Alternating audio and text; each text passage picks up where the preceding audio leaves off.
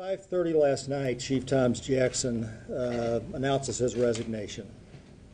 And we began to see protesters gather at the Ferguson Police Department. I started tracking this about 8:01 last night. I got a call from my staff saying, we expect protesters on the parking lot. We think there's going to be further protesters on the parking lot. I called my staff and I said, listen, I want this like we always do this. I want this to be a very measured response by the police department. And by that I mean the St. Louis County Police Department, because the Ferguson Police Department is right now back in control of the city of Ferguson. At 12 a.m., we hear three or four shots ring out. Some of you have seen that on the media. These are shots that aren't in the air, they're not in the ground. One way you can tell is when you listen to the audio, you can actually hear those shots singing. Those shots immediately strike two officers that are standing next to each other.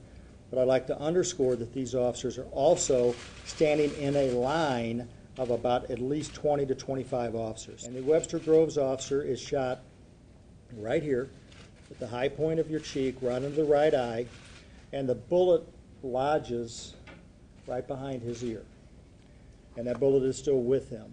The St. Louis County officer was struck right here on the shoulder, and the bullet came out the middle of his right back, between the scapula and his spine.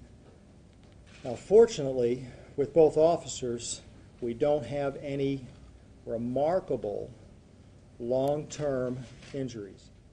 But when you look at the tenor of at least some of the people that are involved in the protest or civil unrest, it at times can be very troubling.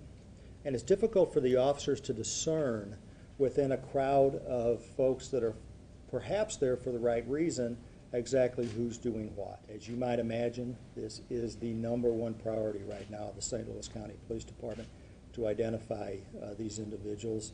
That individual are individuals who shot our police officers.